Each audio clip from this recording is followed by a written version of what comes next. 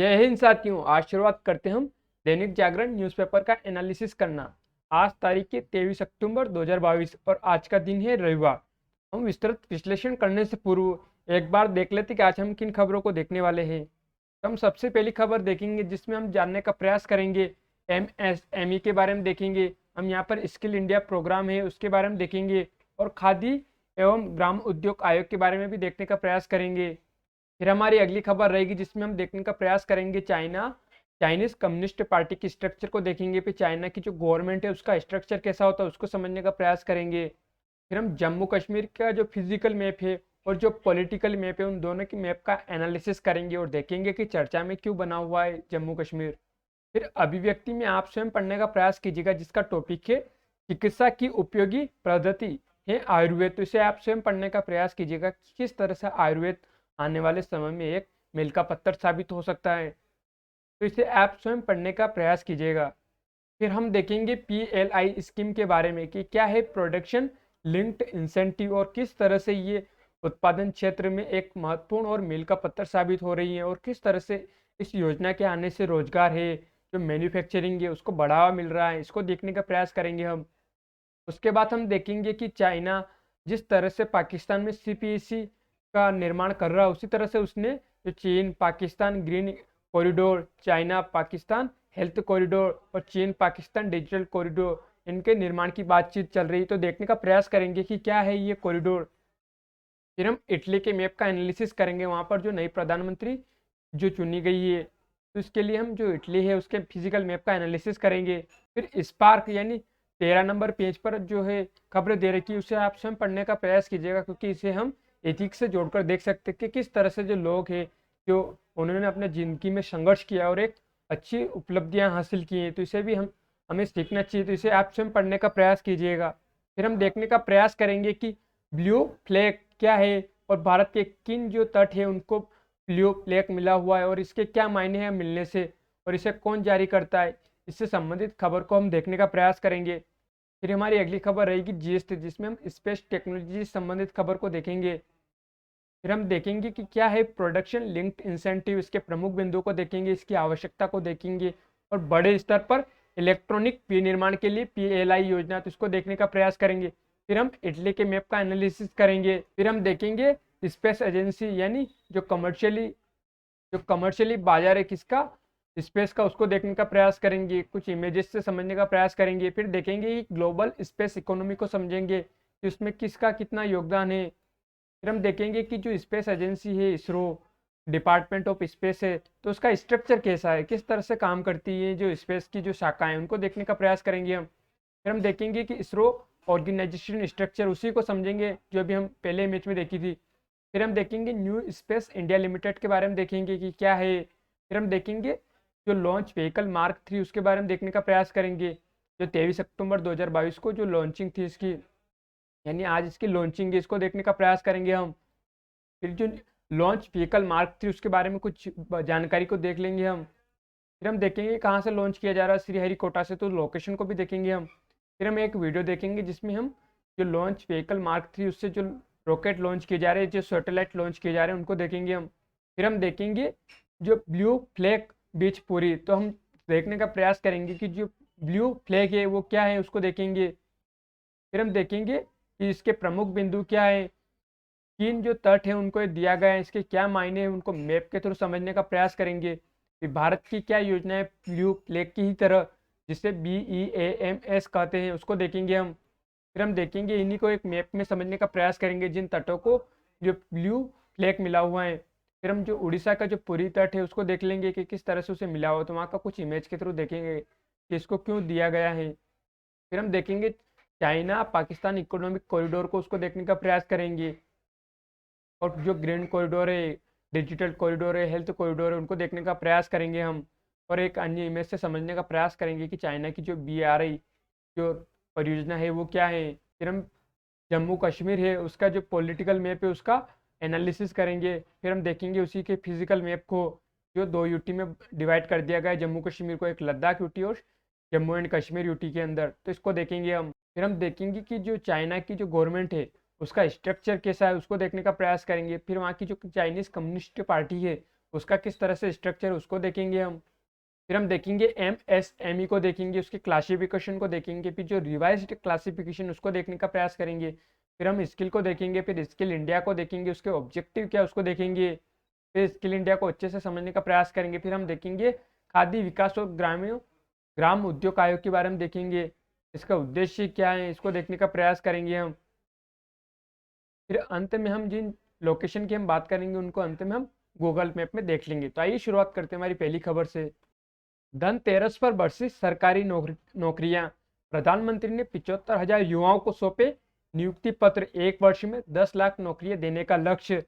तो रोजगार मेले में 75,000 युवाओं को नियुक्ति पत्र देकर एक साल में 10 लाख युवाओं को रोजगार देने के मिशन की शुरुआत की, ऐसा प्रधानमंत्री जी ने वीडियो कॉन्फ्रेंसिंग के जरिए किया है। अब यहाँ पर कुछ बातों को देख ले। पीएम ने कहा कि 100 साल पुरानी बेरोजगारी की समस्या 100 दिन में दूर नहीं की जा सकती। बोले कि सरकार ने बड़ी संख्या में उपलब्ध कराए रोजगार व स्वरोजगार के अवसर। पीएम रोजगार मेले के बारे में क्या कहा, तो 50 से ज्यादा केंद्रीय मंत्रियों ने देश के विभिन्न क्षेत्रों में युवाओं को नियुक्ति पत्र सौंपे।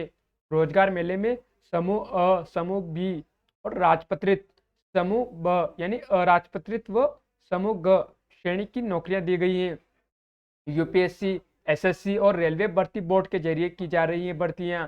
कार्मिक विभाग अगले कुछ महीनों में नियुक्ति पत्रों की अगली किस्त जारी करेगा। और एनडीए और भाजपा शासित कई राज्य भी रोजगार मेले की तैयारी में लगे हुए हैं, तो ऐसा उन्होंने कहा है। अब जो नियुक्तियां की जा रही है उनमें कौन सी नियुक्तियां शामिल है, तो केंद्रीय सशस्त्र बल के जवान, sub inspector, constable, LDC, stenographer, निजी सहायक, आयकर निरीक्षण और एमटीएस शामिल। ये कुछ नियुक्तियां जिसमें शामिल है जो भी जारी की गई हैं। अब हम देखते हैं कि कौशल विकास पर जोर। तो पीएम ने कहा कि सरकार युवाओं के कौशल विकास पर जोर देने के साथ ही कृषि, सूक्ष्म, लघु और मध्यम उद्योग यानी एमएसएमई और अन्य क्षेत्रों को बढ़ावा देने के लिए काम कर रही है। स्किल इंडिया के तहत 1.25 करोड़ से अधिक लोगों को प्रशिक्षित किया गया है। उन्होंने कहा कि पहली बार खादी एवं ग्राम उद्योग आयोग का मूल्य 4 करोड़ रुपए को पार कर गया है और इस क्षेत्र में 4 करोड़ से अधिक नौकरियां सृजित हुई है। तो ऐसा पीएम जी का कहना है। तब हम यहाँ पर जिन बातों का जिक्र किया तो उनको देखते हैं। एक एमएसएमई की बात की है, एक स्किल इंडिया मिशन की बात की है और एक खादी ग्राम उद्योग आयोग की बात की, तो इनको देखते हैं हम।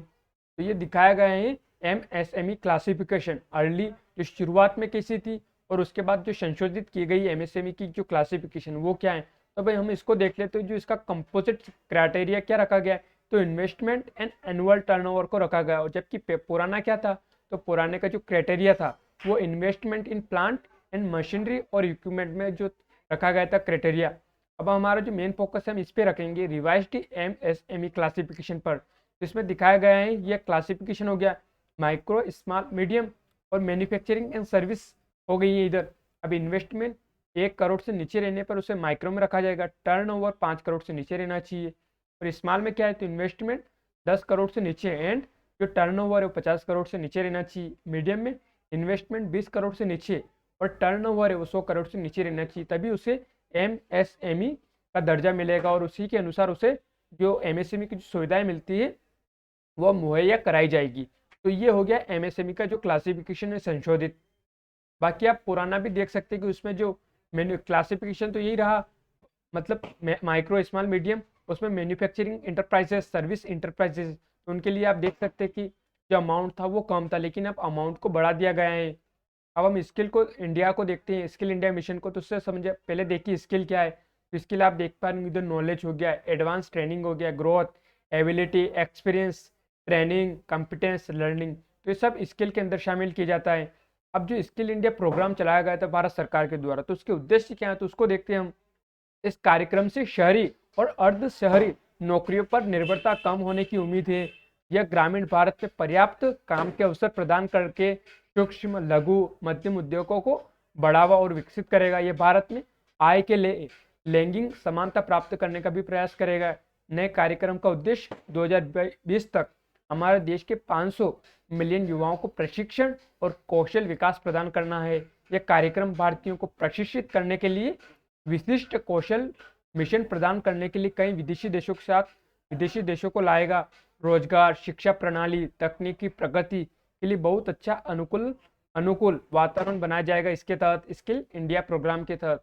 तो ये कुछ बातें हो गई स्किल इंडिया प्रोग्राम के बारे में। अब आप देखिए ये स्किल इंडिया है, ये स्टूडेंट, ये स्कूल, कॉलेज, इंस्टीट्यूशन, ये सर्विस पार्टनर्स इस तरह दिखाया गया है कि ट्रेनिंग्स और trainers, content development, placement, training facility, इधर दिखाया कंपनीज एंड कॉर्पोरेट्स हो गए, इधर असेसमेंट एंड काउंसलिंग हो गई है। तो ये कुछ जो चीज़ें हैं वो शामिल की गई है किसके अंदर, स्किल इंडिया के अंदर, कि किस तरह से उन्हें ट्रेनिंग दी जाए, उनके अंदर कंटेंट डेवलपमेंट किया जाए, उनका प्लेसमेंट किया जाए कंपनियों में, उनकी जो ट्रेनिंग फैसिलिटी उसे और कैसे बढ़ाया जाए, उसको किस तरह से अप स्किलिंग की जाए, अगर स्किलिंग है तो उसे अप स्किलिंग करना, अपग्रेड करना स्किलिंग को, उनका असेसमेंट करना, उनकी काउंसलिंग करना, ताकि और किस तरह से उन्हें बेहतर किया जा सके। तो हम देखते हैं जो ग्रामीण और खादी विकास और ग्राम उद्योग आयोग के बारे में। तो इधर देखिए आप, खादी और ग्राम उद्योग आयोग, इसको शॉर्ट में क्या कहते हैं, तो KVIC, स्थापना कब की गई थी, तो 1957 में। इसका मुख्यालय कहाँ है, तो मुंबई में। इसका पैतृक संगठन क्या है, तो सूक्ष्म लघु एवं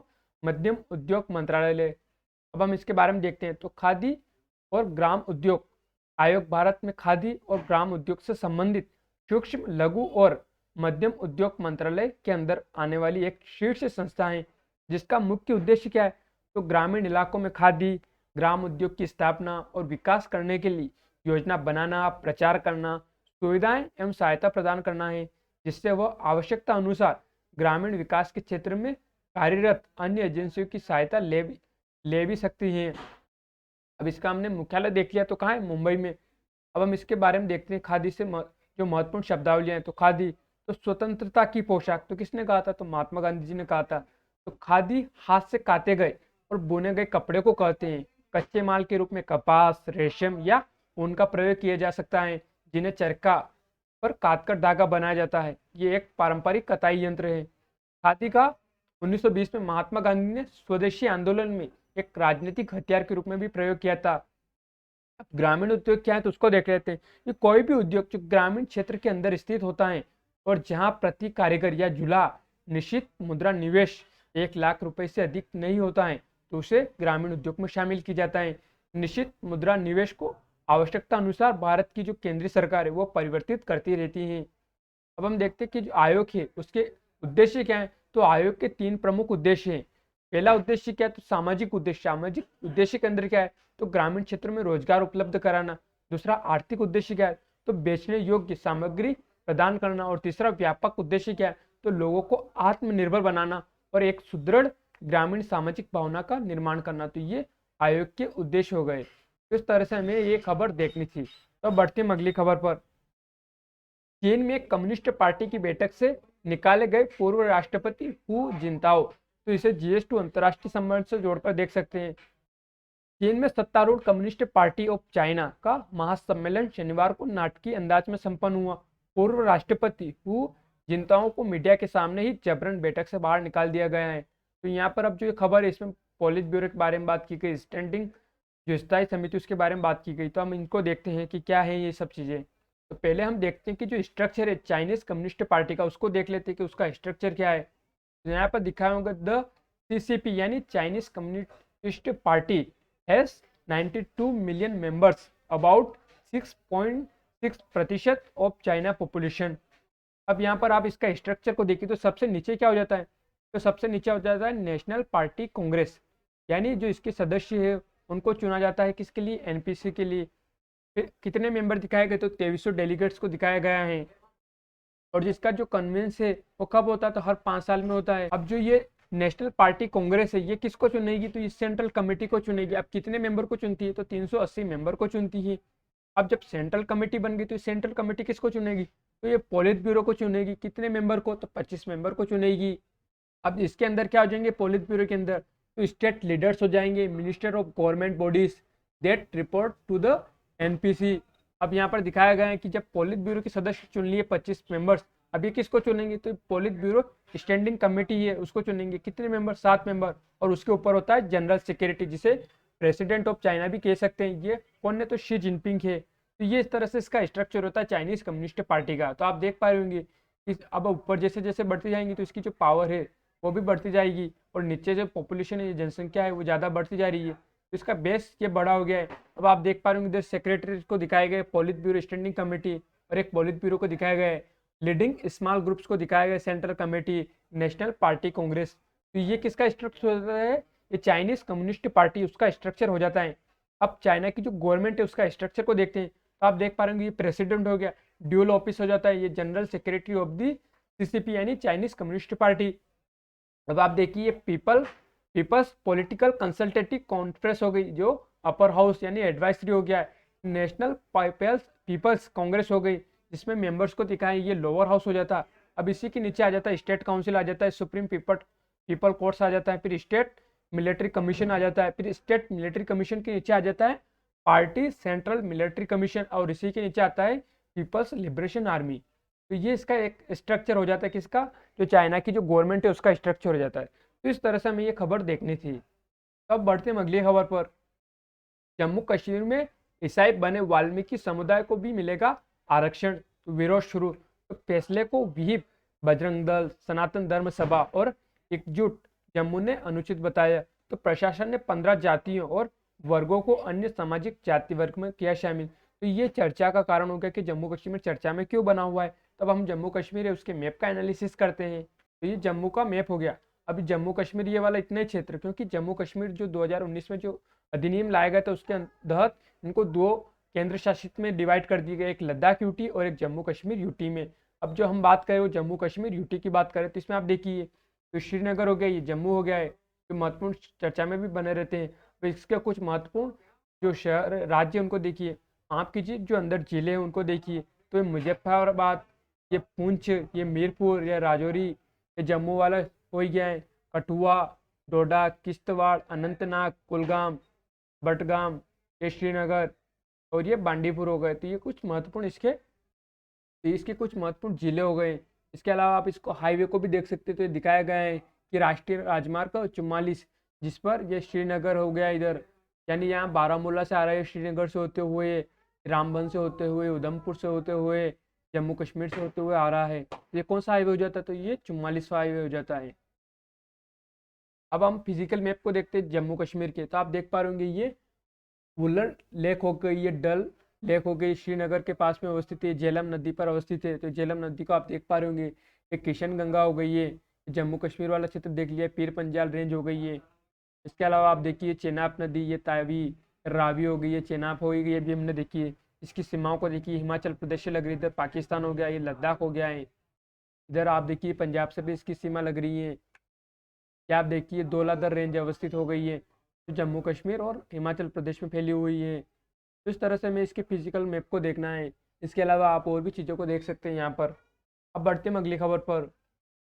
PLI से मिलेगी 30 लाख नौकरियां। मैन्युफैक्चरिंग को बढ़ावा देने के लिए 2020 में शुरू की गई थी प्रोडक्शन लिंक्ड इंसेंटिव योजना। तब देख लेते हैं कि चर्चा में बनी हुई है। तो सरकार ने 2020 में PLI योजना की शुरुआत की थी। तब से लेकर अब तक 14 सेक्टर के लिए PLI योजना की घोषणा की जा चुकी है। PLI योजना सीधे तौर पर मैन्युफैक्चरिंग से जुड़ी है, इसलिए बड़ी संख्या में रोजगार मिलने की संभावना है। इसके माध्यम से प्रत्यक्ष रोजगार की तुलना में 3 गुना अधिक अप्रत्यक्ष रोजगार का भी सृजन होता है।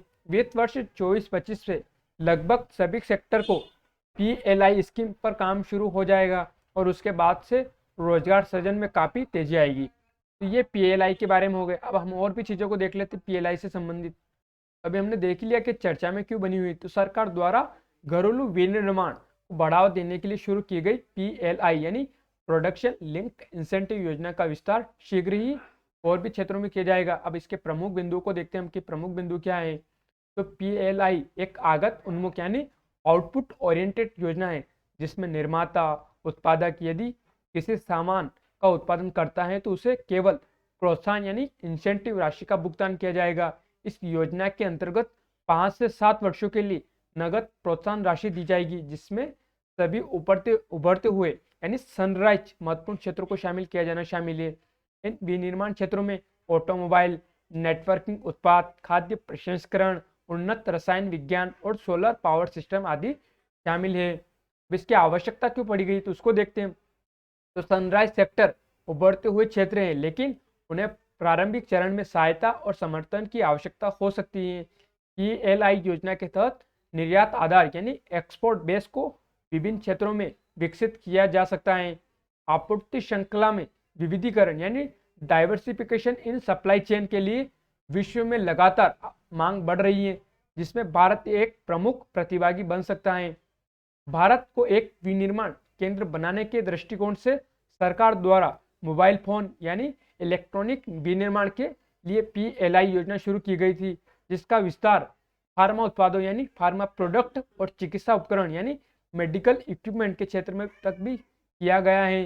अब हम देखते हैं कि बड़े स्तर पर इलेक्ट्रॉनिक विनिर्माण के लिए PLI योजना, तो यह योजना इलेक्ट्रॉनिक उपकरणों और अर्धचालक पैकेजिंग सहित घरेलू विनिर्माण क्षेत्र को बढ़ावा देने तथा इलेक्ट्रॉनिक मूल्य श्रृंखला में बड़े निवेश को आकर्षित करने के लिए वित्तीय प्रोत्साहन और इंसेंटिव का प्रस्ताव प्रस्तुत करती है। योजना के तहत इलेक्ट्रॉनिक विनिर्माण कंपनियों को अगले 5 वर्षों की अवधि के लिए भारत में निर्मित वस्तुओं की बढ़ती मांग के आधार पर 4 से 6% का इंसेंटिव प्राप्त होगा। यह योजना केवल लक्षित क्षेत्रों जैसे मोबाइल फोन, निर्दिष्ट इलेक्ट्रॉनिक घटकों पर लागू होगी। सरकार का अनुमान है कि वर्ष 2025 तक PLI योजना के तहत मोबाइल फोन के लिए घरेलू मूल्य वृद्धि 20 से 25% के मौजूदा स्तर से बढ़कर 35 से 40% हो जाएगी, जिससे प्रत्यक्ष और अप्रत्यक्ष दोनों तरह से 8 लाख अतिरिक्त नौकरियों के अवसर पैदा होंगे। तो ये कुछ बातें थी PLI के बारे में। तो अब बढ़ते हैं अगली खबर पर। हम चीन संग CPEC के अलावा 3 और कॉरिडोर बनाएगा पाक। तो पाकिस्तान अरबों डॉलर के चीन पाकिस्तान आर्थिक गलियारे यानी CPEC यानी चाइना पाकिस्तान इकोनॉमिक कॉरिडोर के अलावा 3 नए कॉरिडोर बनाएगा।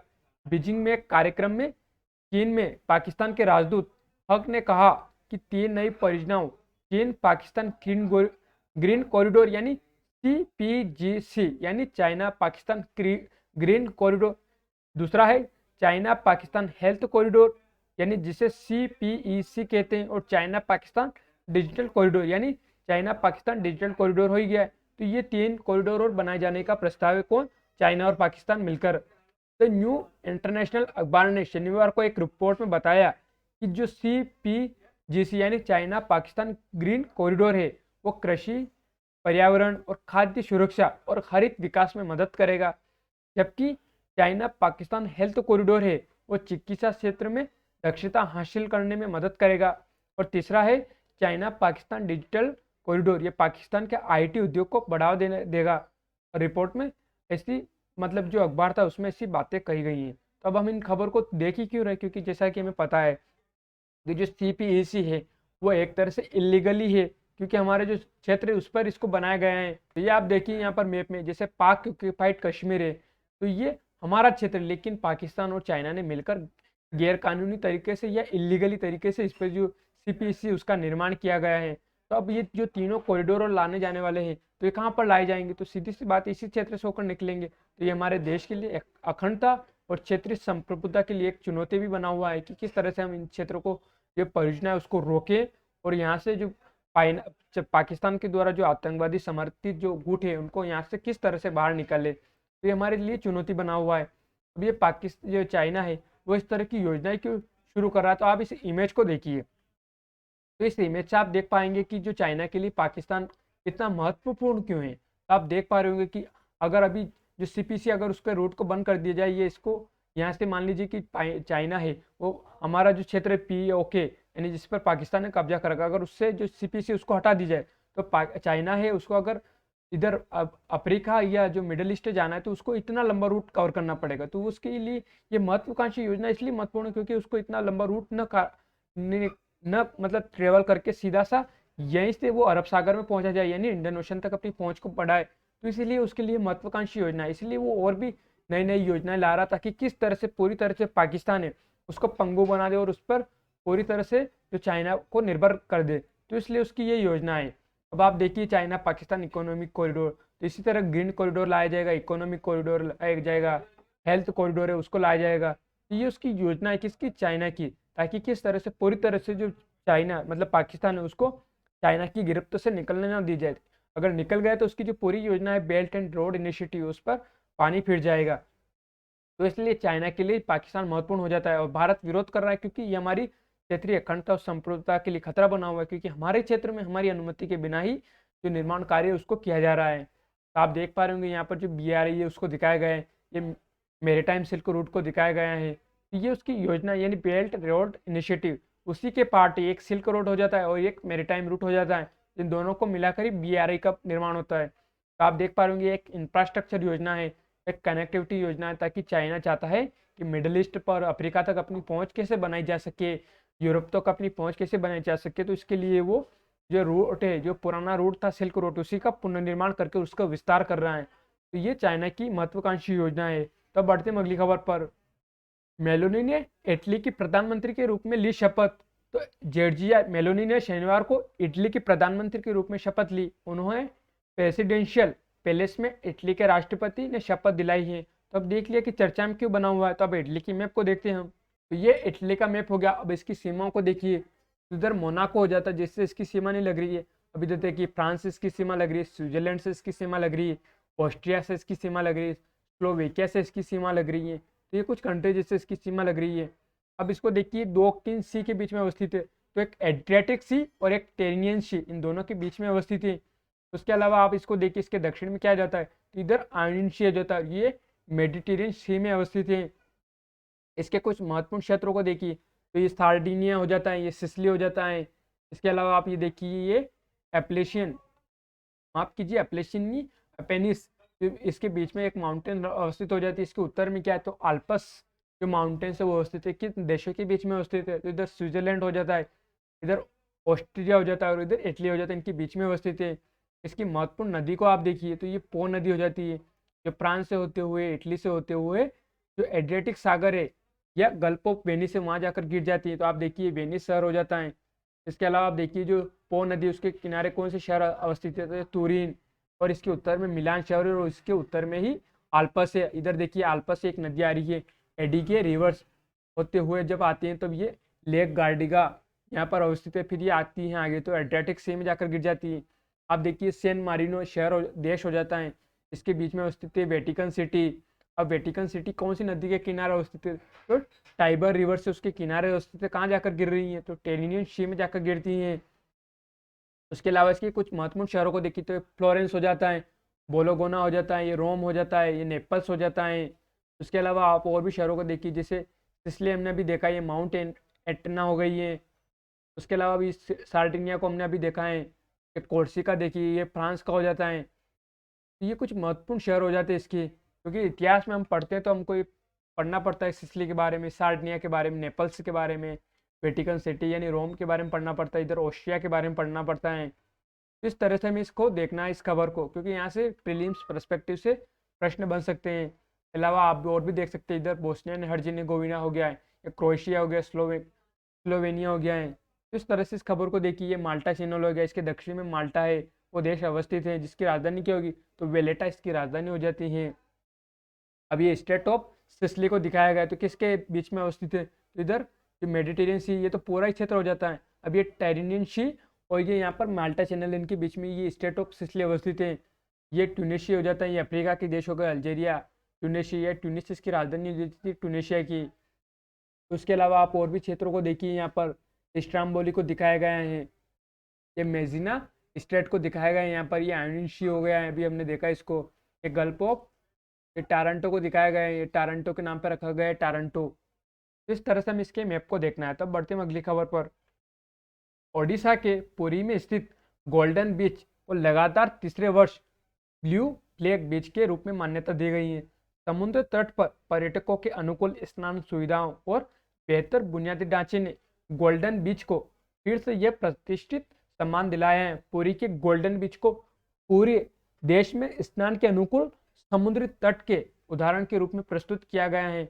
अब इसे 33 मानदंडों के आधार पर पुनः ब्लू फ्लैग समुद्र तट का दर्जा दिया गया है। वर्ष 2020 में गोल्डन बीच को पहली बार ब्लू फ्लैग का दर्जा दिया गया था। तो ये कुछ बारे में बात हो गई है। अब आप इमेज पे देख पा रहे होंगे, इधर congratulation Puri, blue flag, golden beach. Puri के गोल्डन बीच को लगातार तीसरी बार ब्लू फ्लैग का जो दर्जा है वो मिला है। अब हम देखते हैं इसके बारे में कुछ और बातों को। तो 870 मीटर लंबा समुद्र तट है गोल्डन बीच का। तो गोल्डन बीच में आने वाले दिनों में इको फ्रेंडली वाटर स्पोर्ट्स की सुविधा भी उपलब्ध होने जा रही है। 870 मीटर लंबे समुद्र तट में समय के साथ बुनियादी ढांचे में बदलाव आया है। तो ये किसके बारे में बता दी, तो इन्होंने गोल्डन बीच के बारे में बता दिया गया है। समुद्र के पानी का औसत तापमान 28.90 डिग्री सेल्सियस।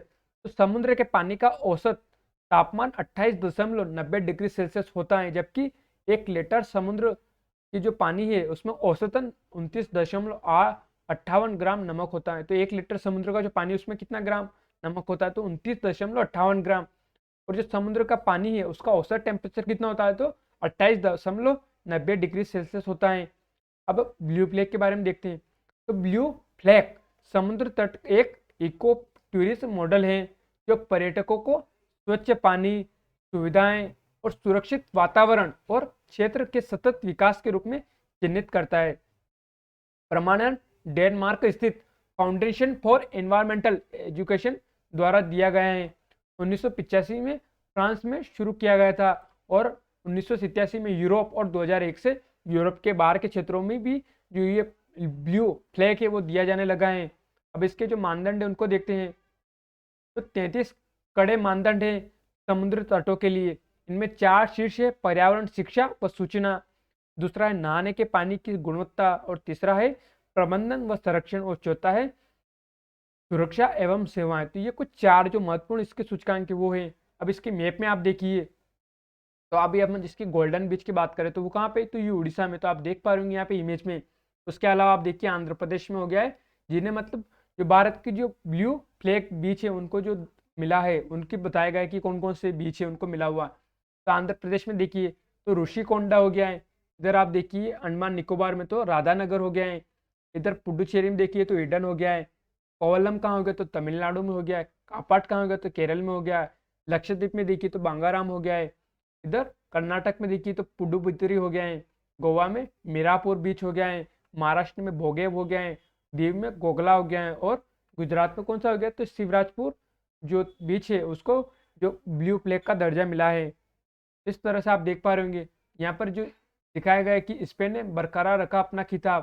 तो स्पेन ने 2022 में जो ब्लू फ्लैग है पुरस्कार में विश्व के में सबसे आगे रहने का खिताब बरकरार रखा है।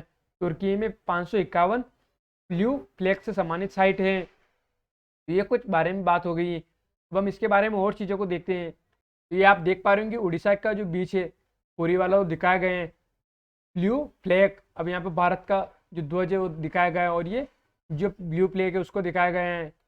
ये देखिए इसका नाम ही क्यों रखा गया है, तो ब्लू फ्लैग। तो आप देख पा रहे होंगे कि ये वाटर के कुछ निशान है, व्हाइट कलर का है, नीले कलर का दिखाया गया है इसको। जो पानी का जो रंग है उसके रंग के अनुसार इसका नाम रखा गया है। अब हम इसके बारे में देखते हैं, किसके बारे में, ब्लू फ्लैग के बारे में। तो ये अंतर्राष्ट्रीय स्तर पर मान्यता प्राप्त इको लेबल है, जिसे 33 मानदंड के आधार पर प्रदान किया जाता है।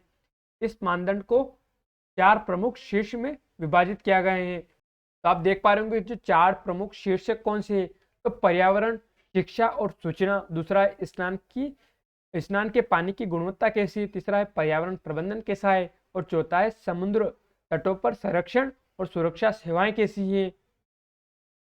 ब्लू फ्लैग समुद्र तटों को दुनिया का सबसे साफ समुद्र तट माना जाता है। ये एक इको टूरिज्म मॉडल है जो पर्यटकों समुद्र तट पर आने वाले को नहाने के लिए साफ एवं स्वच्छ जल सुविधाएं, दूसरा साफ जल सुविधाएं और सुरक्षित एवं स्वस्थ वातावरण प्रदान करने के साथ क्षेत्र के सतत विकास को बढ़ावा देने का प्रयास करता है।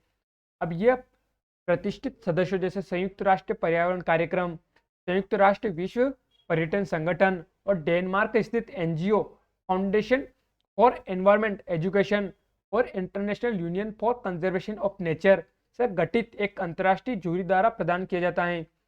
ब्लू फ्लैग सर्टिफिकेट की तरह ही भारत ने भी अपना eco level beach environment and aesthetic management service को लॉन्च किया है। यानी बी से बीच, ई से एनवायरमेंट, एस एंड एस से aesthetic management service, BEAM launch किया। किसकी तरह, जो ये ब्लू फ्लैग है उसी की तरह लॉन्च किया, क्योंकि भारत के जो बीच है उनको भारत भी अपने हिसाब से मान्यता दे सके, ताकि उनमें जो और सुधार है वो किया जा सके। अन्य 8 समुद्र तट जिन्हें ब्लू फ्लैग प्रमाणन प्राप्त हुआ। तो शिवराजपुर गुजरात अभी हमने देखा ही, गोगला दमन एंड दीव देखा हमने, दीव में है। कासरकोट कर्नाटक, पदुबिद्री तट कर्नाटक, कप्पड़ केरल, ऋषि कोंडा आंध्र प्रदेश, गोल्डन बीच उड़ीसा, राधानगर तट अंडमान एंड निकोबार द्वीप समूह। तो यहाँ पर दिखाया हुआ है Indian beach that got blue flag certification in 2020 announce by the MOEFCC। तो दिखाया गया, अभी हम इसी के मैप को देखेंगे। तो अभी इसके बारे में और देख लेते हैं। जो भारत का जो बीच है BEAMS है, जो ब्लू फ्लैग की तरह ही बनाया गया है। तो इसका आशय क्या हो गया? तो समुद्र तट का पर्यावरण और सौंदर्य शास्त्र प्रबंधन सेवाएं हैं। अब beach environment and aesthetic management service एकीकृत तटीय क्षेत्र प्रबंधन यानी इंटीग्रेटेड कोस्टल जोन मैनेजमेंट परियोजना के तहत आती है। इसे society of integrated coastal management यानी society of integral coastal management एवं केंद्रीय पर्यावरण वन और जलवायु परिवर्तन मंत्रालय यानी union ministry of environment forest and climate change, यानी जिसकी हम बात कर रहे थे अभी, यहाँ पर जो फुल फॉर्म दिया गया था MOEFCC, यानी क्या हो गया? तो ये पर्यावरण मंत्रालय वाला क्षेत्र हो गया, जो द्वारा लॉन्च किया जाता है। इन किसके द्वारा? एक तो SICOM और एक हो गया MOEFCC के द्वारा। तो ये तीनों दोनों मिलाकर इसको लॉन्च करते हैं, किसको? BEAMS को। अब इसके उद्देश्य क्या है BEAMS के? तो तटीय जो जल है उसको प्रदूषण को न्यून करना है, समुद्र तट पर सुविधाओं के सतत विकास को बढ़ावा देना है, तटीय पारिस्थितिकी तंत्र एवं प्राकृतिक संसाधनों की सुरक्षा एवं संरक्षण को बढ़ावा देना है, स्वच्छता के उच्च मानकों को मजबूत करना और उन्हें बनाए रखना है, तटीय वातावरण एवं नियमों के अनुसार समुद्र तट के लिए स्वच्छता एवं सुरक्षा को और बढ़ाना है। तब ये मैप आई दिखा है, गोल्डन बीच उड़ीसा में हो गया। अब इसी मैप को आप इसमें देखिए, तो गोल्डन बीच कहाँ का हो गया है? तो ये उड़ीसा का हो गया है। ये ऋषिकोंडा बीच कहाँ का हो गया? तो ये आंध्र प्रदेश का हो गया है। ये राधानगर बीच कहाँ गया? तो अंडमान निकोबार का। ये एडन बीच कहाँ हो गया? तो पुडुचेरी का हो गया है। कोवलम बीच तो तमिलनाडु का हो गया है। तो इसके अलावा आप देखिए कपलंग बीच ये केरला का हो गया है। इसके अलावा आप देखिए यहाँ पर मीरपुर बीच गोवा का हो गया है। इसके अलावा आप देखिए ये शिवराजपुर बीच कहाँ का गया? तो ये गुजरात का द्वारका का क्षेत्र दिखा है। गोखला बीच ये दीव हो गए हैं। तो इस तरह से हमें इसको देखना है कि क्या होता है ये जो ब्लू फ्लैग। इसके अलावा इसी की तर्ज पे भारत का जो BEAMS है वो क्या है? अभी उड़ीसा का जो तट है गोल्डन बीच, उसका इमेज दिखाया गया कितना साफ सुथरा है, कितनी ग्रीनरी से। इस तरह से आप देखिए, इसलिए इसको मिला है तीसरी बार जो ब्लू फ्लैग है उसका दर्जा। तो आप देख पा रहे होंगे कि कितनी सुंदरता रखी गई है, साफ सुथरा रखा गया है इसको। इस तरह से हमें इस खबर को देखना है। अब बढ़ते हैं अगली खबर पर। इसरो ने रचा इतिहास, पहला कमर्शियल प्रक्षेपण सफल। तो इसरो ने इतिहास रचते हुए कमर्शियली उपग्रह प्रक्षेपण बाजार में कदम रखा। भारतीय अंतरिक्ष एजेंसी के सबसे भारी रॉकेट यानी SLVM यानी लॉन्च व्हीकल मार्क 3 ने से ब्रिटिश स्टार्टअप के 36 उपग्रहों को सफलतापूर्वक लॉन्च किया गया है। प्रक्षेपण आंध्र प्रदेश के श्रीहरिकोटा से लॉन्च किया जाएगा। तो कब लॉन्च किया जाएगा? तो शनिवार रविवार को, यानी आज रविवार को लॉन्च किया जाएगा। कब? तो ये टाइमिंग दिखा रखा है। IANS के अनुसार इसरो के अध्यक्ष A सोमनाथ ने प्रक्षेपण खुशी जताते हुए कहा कि दुनिया में उपग्रहों को लॉन्च करने के लिए रॉकेट की कमी है और ऐसे में भारत अपने लॉन्च व्हीकल मार्क 3 रॉकेट के साथ वैश्विक वाणिज्यिक उपग्रह प्रक्षेपण बाजार में इस कमी को दूर कर सकता है। वनवेब निजी उपग्रह संचार कंपनी है। भारत की कंपनी भारती एंटरप्राइजेस वनवेब में एक प्रमुख निवेशक और शेयरधारक है। इस प्रक्षेपण के साथ ही यानी लॉन्च व्हीकल मार्क 3 वैश्विक वाणिज्यिक उपग्रह प्रक्षेपण बाजार में कदम रखेगा। अंतरिक्ष विभाग, अंतरिक्ष agency, new space India limited, तो इनकी भी यहाँ पर चर्चा की गई है। तो अब हम देखते हैं सबसे बारे में। आप इस इमेज को देखिए तो आपको कुछ समझ में आ रहा होगा। तो यहाँ पर दिखाया होगा कि यहाँ पर एक ग्रह पर ये कोई खड़ा है अंतरिक्ष यात्री, और उसके हाथ में दिखाए गए हैं सेल, यानी जो कमर्शियली बाजार है उसमें अब ये स्पेस इंडिया यानी जो भारत की जो कंपनी है अब उसने भी कदम रख दिए हैं। और ये भारत के लिए एक महत्वपूर्ण जो मील का पत्थर साबित होगी कि आने वाले समय में भारत किस तरह से जो कमर्शियली मार्केट है स्पेस का उसमें अपनी हिस्सेदारी को बढ़ाता है। तो आप इस इमेज से समझिए। अब इसी को आप एक अन्य इमेज से दिखिए। तो यहाँ पर आपको कुछ इमेज दिखाई दे रही होंगी। यहाँ पर एक सैटेलाइट को दिखाया गया है, यहाँ पर उसकी जो सोलर प्लेट्स है उनको दिखाया गया है, ये पृथ्वी को दिखाया गया है। तो आप देख पा रहे होंगे इसको। अब हम देखते हैं कि ग्लोबल स्पेस इकोनॉमी है वो कितनी है। तो यहाँ पर 2016 का दिखाया गया है, जिसमें 329 बिलियन डॉलर की दिखाई गई 2016 में जो इकोनॉमी थी। तो आप देखिए कि आने वाले समय में इसमें कितनी हिस्सेदारी और बढ़ सकती है।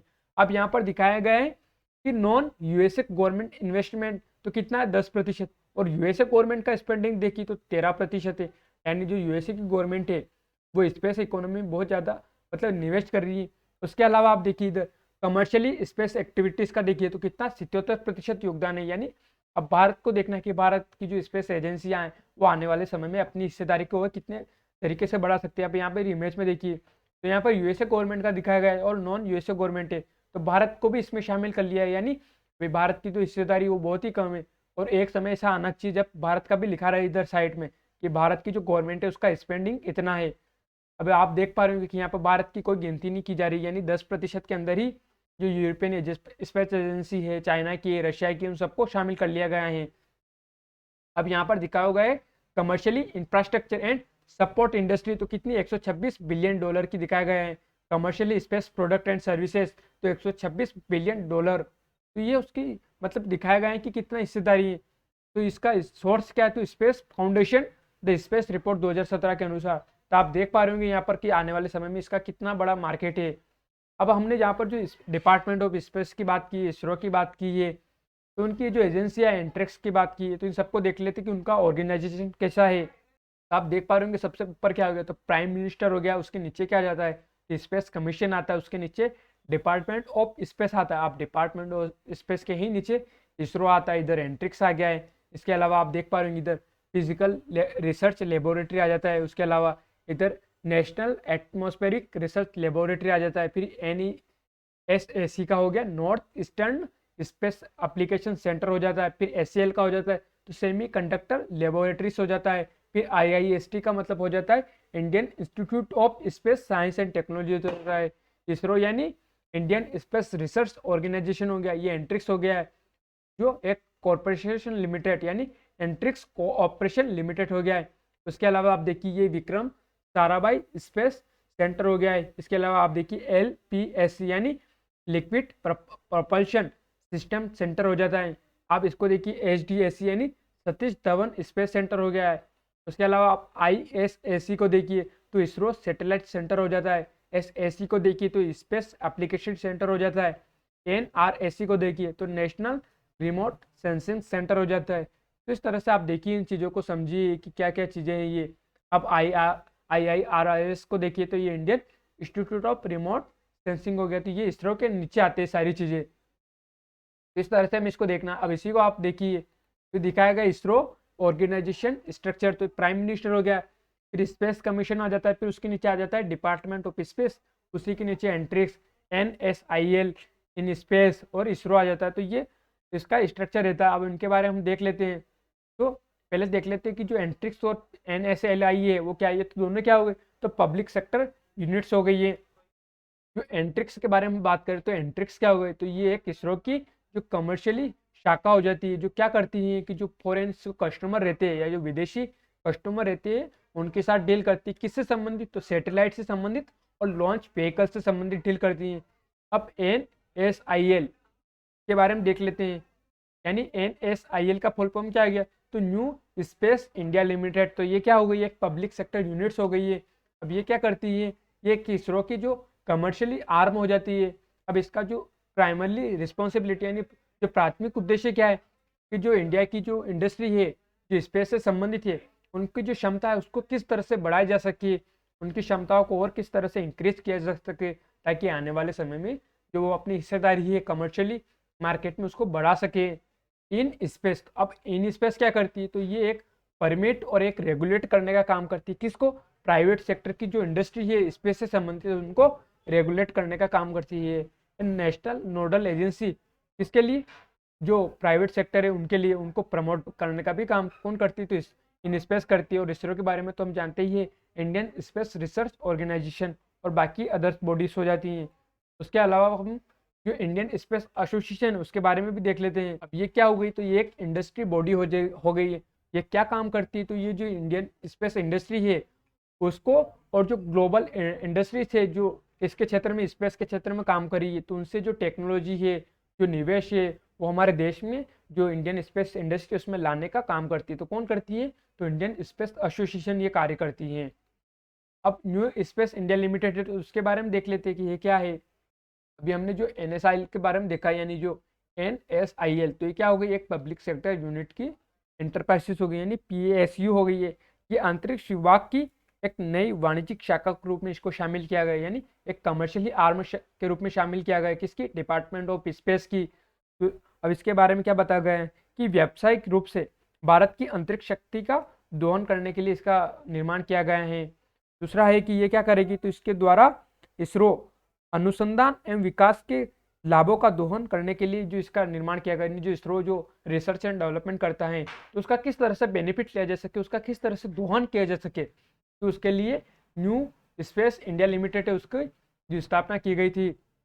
अब इसके बारे में देखते कि ये वो क्या करेगा। तो ये लॉन्च व्हीकल के उत्पादन, प्रौद्योगिकी के हस्तांतरण और अंतरिक्ष उत्पादों के मार्केटिंग सहित अंतरिक्ष उत्पादों के कमर्शियलाइजेशन यानी व्यावसायीकरण का नेतृत्व करने के लिए इसकी स्थापना की गई है। तो इस तरह से आप देखिए यहाँ पर कि हर चीज़ों को बांट दिया गया है, यानी कि जो एंट्रिक्स है उसको कमर्शियल डील का काम सौंप दिया गया है। न्यू स्पेस इंडिया लिमिटेड है, उसको क्या कर दिया है कि जो इंडियन इंडस्ट्री है उनकी जो टेक्नोलॉजी क्षमता उसको किस तरह से बढ़ाई जा सके, इन स्पेस है उसको किस तरह से जो रेगुलेट कर सके जो प्राइवेट सेक्टर है इस इंडस्ट्री के उनको।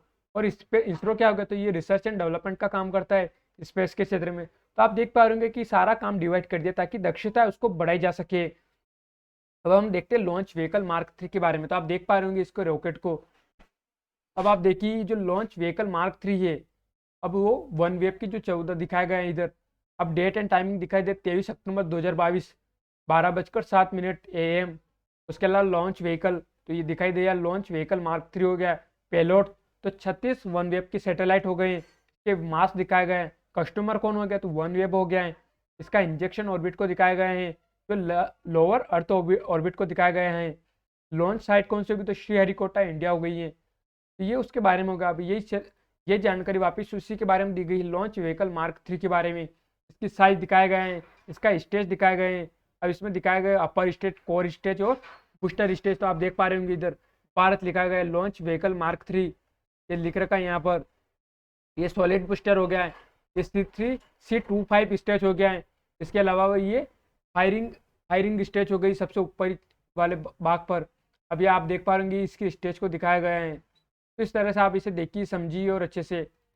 अब ये कहाँ से लॉन्च किया जाएगा? तो श्रीहरिकोटा से। तो इसकी लोकेशन को आप देख पा रहे चेन्नई, यानी चेन्नई के उत्तर में आंध्र प्रदेश में अवस्थित है। इसके अलावा आप वीडियो को देखिए कि किस तरह से इसको लॉन्च किया जाएगा।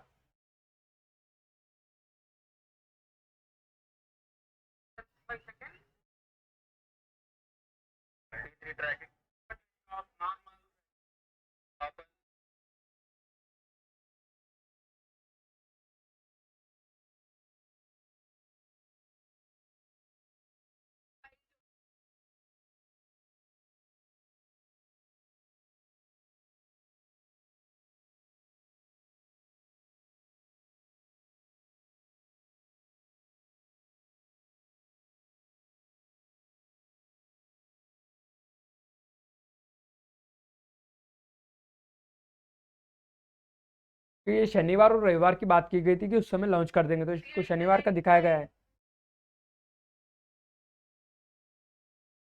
नहीं, लॉन्च व्हीकल मार्क 3।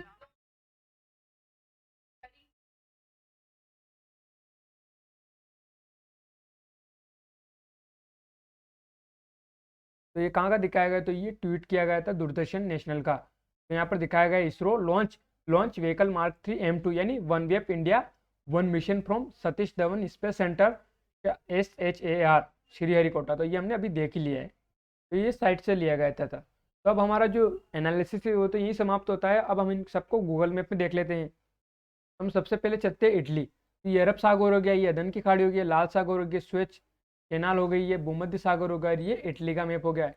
आप देखिए इटली कौन दो सागरों के बीच में गिरा होता है। इधर तिरिहेनियन सागर हो गया, एड्रियाटिक सागर हो गया, इधर आयोनियन सागर हो गया, इधर माल्टा देश हो गया है। इधर देखिए ये सिसली हो गया है। तो आप देख पा रहे सिसली, ये पल्लेमो, ये कैटिना, ये दिखाए गए हैं इसके कुछ महत्वपूर्ण शहरों को। नेपल्स हो गया है, ये रोम हो गया है, ये इटली हो गया है, ये सैन मारिनो लैंडलॉक कंट्री हो जाते हैं जो इटली के अंदर अवस्थित है। ये फ्लोरेंस हो गया है, ये बोल्गोना हो गया है। इसके अलावा आप देखिए यहाँ पर इसकी पो रिवर्स को दिखाया गया है। ये पो रिवर्स होकर निकल रही है। ये टोरिनो जो पो रिवर के किनारे अवस्थित है। इधर आप देख पा रहे तो ये आल्पस हो गई है। ये वेनिस हो गया है। ये कोर्सिका जो फ्रांस का हो गया है। ये सार्डिनिया जो इटली का हो जाता है। अब इसका फिजिकल मैप में देखिए आप देख पा रहे होंगे फिजिकल मैप में इसको। तो ये इधर आपको दिख रहा होगा, ये आल्पस माउंटेन्स हो गई हैं। तो इधर स्विट्जरलैंड हो जाता है और इधर ऑस्ट्रिया के बीच में अवस्थित है। ये लिंचेस्टीन को दिखाया गया है। तो आप देखिए यहाँ से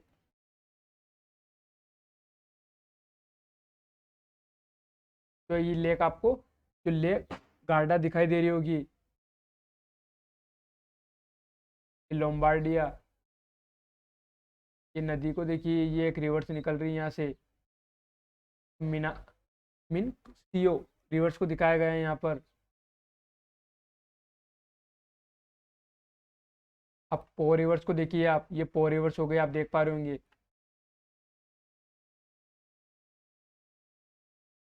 ये पो रिवर्स हो गई है।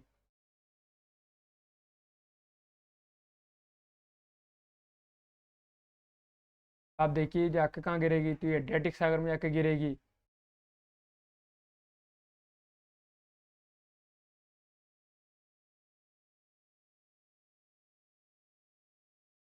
अब आप रोम को देखिए एक बार, रोम शहर को। आप देख पा रहे होंगे कि इसका जो इंफ्रास्ट्रक्चर कितना शानदार बनाया गया है, देखिए आप।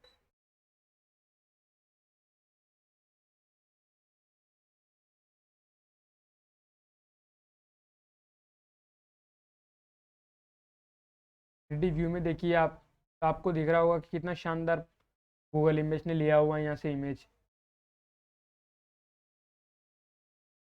तो अभी हमें ऐसा जो इंफ्रास्ट्रक्चर उसको सीखना है, अभी अडॉप्ट करना है हमारे भारत में भी, कि किस तरह से हमारे भारत में भी इतना सुंदर जो दृश्य वो दिखाई दे ऊपर से देखने पर।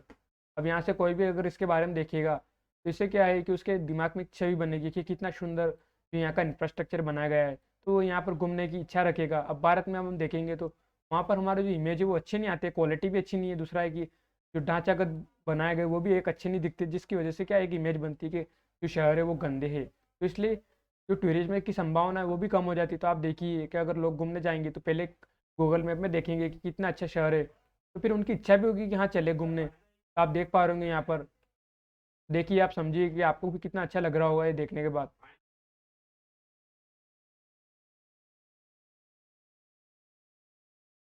कि किस तरह से इन्होंने डिजाइन किया है इसका पूरा।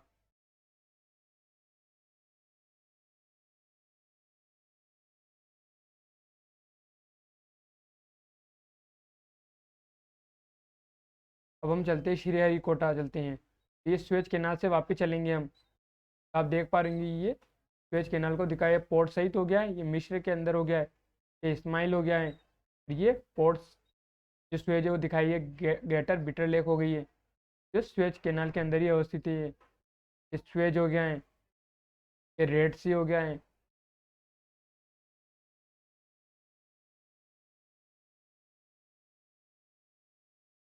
ये जिबूटी हो गया है। जिबूटी को देखिए आप, इसकी सामरिक लोकेशन कितनी महत्वपूर्ण है। ये अदन की खाड़ी हो गई है। ये सोकोट्रा किसका क्षेत्र हो जाता है, आप देखिए ये यमन का क्षेत्र हो गया है। ये लाल सागर हो गया है। तो हम चलते हैं श्रीहरिकोटा, तो ये चेन्नई हो गया। अब चेन्नई के उत्तर में चलते हैं हम। ये पुलिकट झील दिख रही होगी आपको, एक लेगून झील है।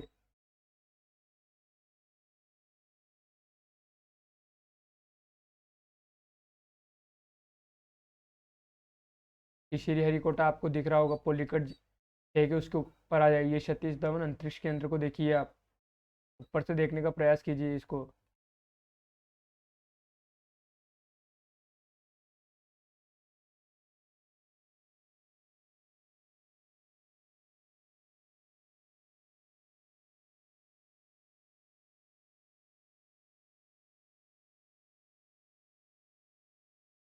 सेकेंड लॉन्च कॉम्प्लेक्स को दिखाया गया है यहाँ पर।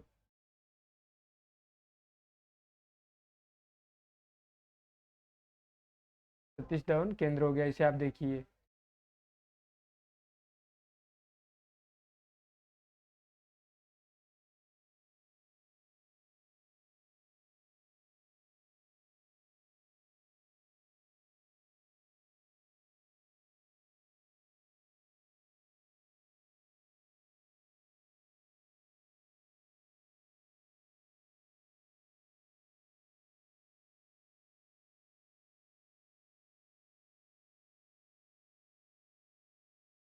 Satish Dhawan space centre, Aryabhata. किस तरह से यहाँ पर लाया जाता है रॉकेट को, आप देखिए ये असेंबली लाइन हो गई। यहाँ पर पूरी तरह से इनको असेंबल किया जाता है, डिजाइन किया जाता है, फिर उसके बाद इनको लॉन्चिंग साइट उस पर लाया जाता है।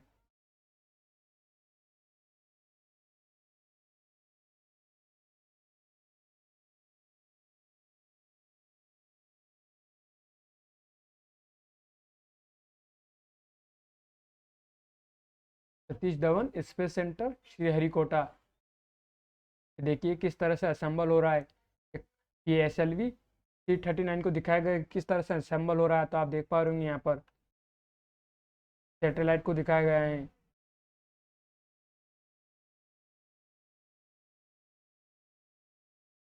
इस तरह से हमें इसको देखना था। अब हम जम्मू कश्मीर की मैप को देख लेते हैं। तो आप देख पा रहे होंगे इनको दो यूटी में बांट दिया गया है, ये लद्दाख यूटी और ये जम्मू कश्मीर यूटी। तो आप देख पा रहे हो श्रीनगर ये जम्मू हो गया, ये उधमपुर हो गया है, ये अनंतनाग हो गया है, पहलगाम, ये गुलमर्ग हो गया। तो आप देखिए यहाँ पर आपको एक झील दिखाई दे रही होगी, ये कौन सी होगी, वुलर लेक हो गई है। अब आप इसको रिवर को देखिए तो किस रिवर पर बसी हुई है, तो ये झेलम नदी उस पर बनाई गई है।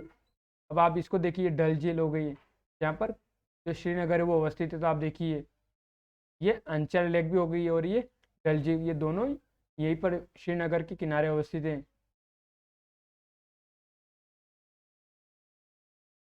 ये झेलम रिवर हो गई। अब झेलम रिवर से जैसे आगे बढ़ती तो मानसबल झील आ जाती है, ये मानसबल पार्क आ गया है। इसके अलावा आप देखिए जब जैसे झील हम आगे बढ़ती तो उसके ये वुलर झील आ जाती है, वुलर लेक।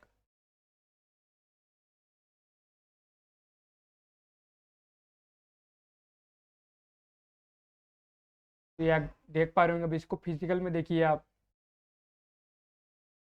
फिजिकल में देखने का प्रयास कीजिए इसको।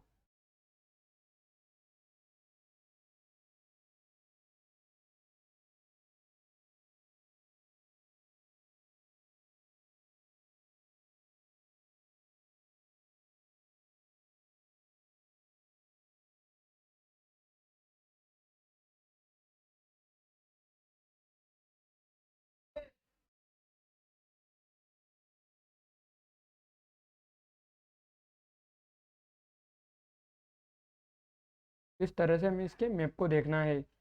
हमारा जो विश्लेषण है ये समाप्त करते हैं। धन्यवाद।